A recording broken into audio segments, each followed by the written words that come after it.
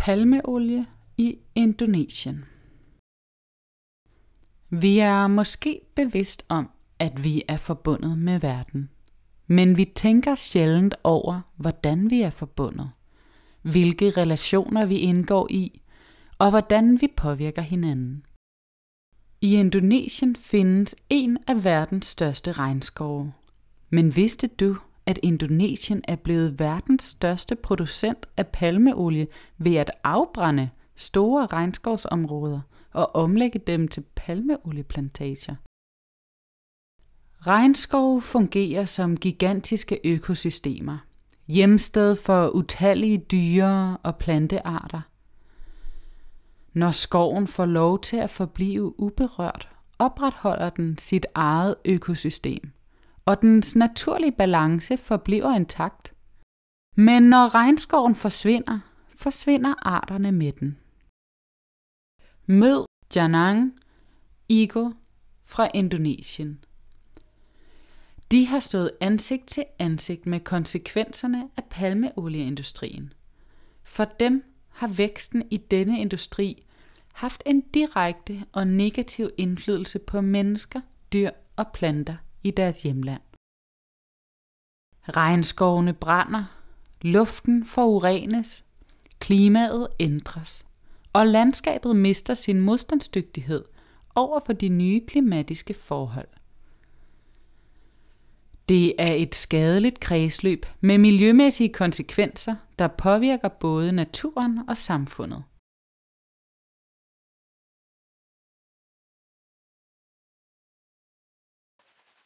Menurut saya, salah satu manfaat hutan bagi kehidupan itu sebagai landasan dasar adalah sebagai sumber oksigen bagi manusia terutama. Tapi di lain sisi ada hal yang besar sebenarnya yang lebih bermanfaat dari hutan itu sendiri.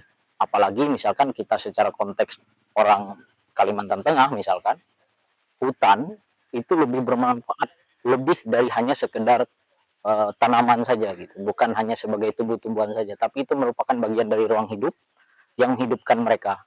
Terutama dari hutan juga menjadi sumber penghasilan bagi masyarakat lokal yang ada di Kalimantan Tengah.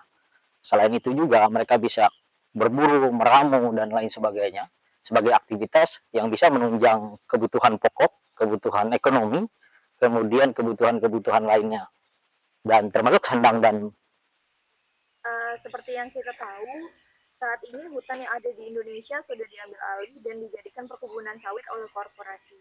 Lalu bagaimana perasaan kamu melihat hal itu?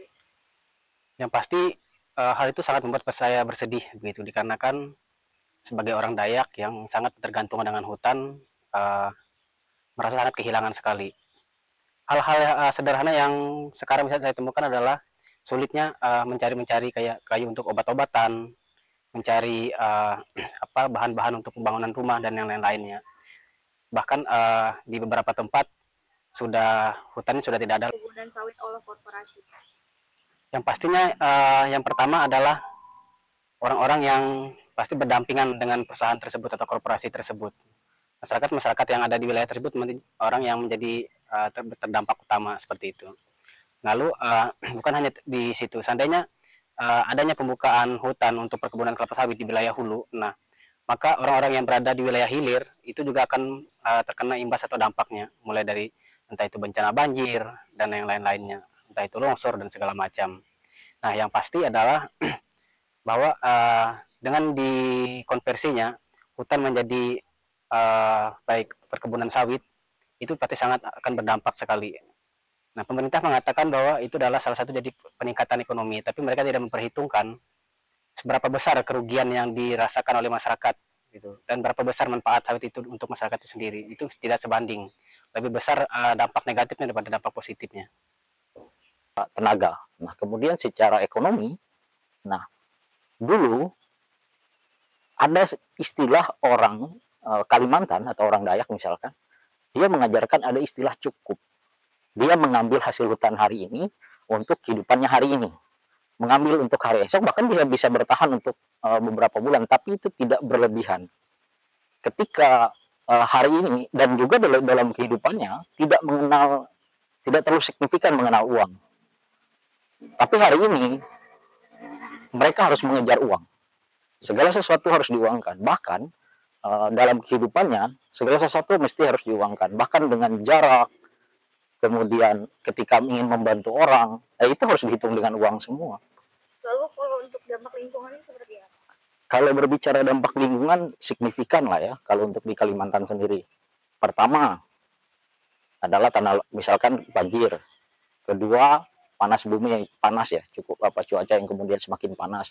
Kemudian yang ketiga, yang signifikan juga, ini terjadi sejarah ya di tahun 2015 dan 2019, yaitu kebakaran hutan dan lahan. Ini juga salah satu akibat dari luasnya penguasaan korporasi terhadap lahan-lahan yang ada di Kalimantan Tengah, apalagi terutama di lahan gambut. Banyak perusahaan-perusahaan di Kalimantan Tengah yang membuka lahan itu di daerah gambut, dan ini sangat berbahaya. Sejauh ini perjuangan apa aja sih yang udah dilakuin untuk mendapatkan kembali hutan adat yang dirampas oleh korporasi itu? Yang pasti yang sudah dilakukan adalah hingga sekarang saya masih sering terlibat bersama kawan-kawan, terutama NGO-NGO untuk menyuarakan terkait isu-isu hutan, terutama hutan adat seperti itu. Ikut masyarakat dalam melakukan aksi-aksi, dan saya menggunakan sosial media saya untuk menyuarakan terkait isu-isu tersebut, bahwa hutan lebih baik dikelola oleh masyarakat adat. Jika itu dikelola dijadikan untuk perkebunan kelapa sawit seperti yang sekarang terjadi, contohnya di beberapa tempat yang pernah saya datangi itu adalah mereka malah menjadi seperti pengemis di tanah sendiri. Mereka malah ditangkap karena dituduh mencuri di tanahnya sendiri. Padahal pada awalnya itu adalah lahan milik mereka, karena itu dirampas oleh perusahaan sawit, dan mereka seolah-olah menjadi maling seperti itu. Kalau menurut kamu, apakah kaum muda juga perlu ikut andil dalam memperjuangkan hak untuk mendapatkan hutan adat kembali? Saya rasa itu pasti sekali ya. Anak-anak muda itu adalah orang-orang yang memang harus ikut andil. Dikarenakan salah satu dampaknya bukan hanya ke orang-orang yang terdahulu, tapi itu dampaknya kepada anak-anak muda juga, gitu, bahkan ke antar generasi. Karena kerusakan lingkungan, kerusakan yang hutan itu akan berdampak sekali untuk orang-orang yang antar generasi, bukan hanya untuk hari ini, tapi masa depan. Palmeolie er et billigt fedtstof og en udbredt ingrediens i mange dagligvarer. Lige fra chokolade og kiks, frysepizza og kopnudler, til stearinlys og sæbe.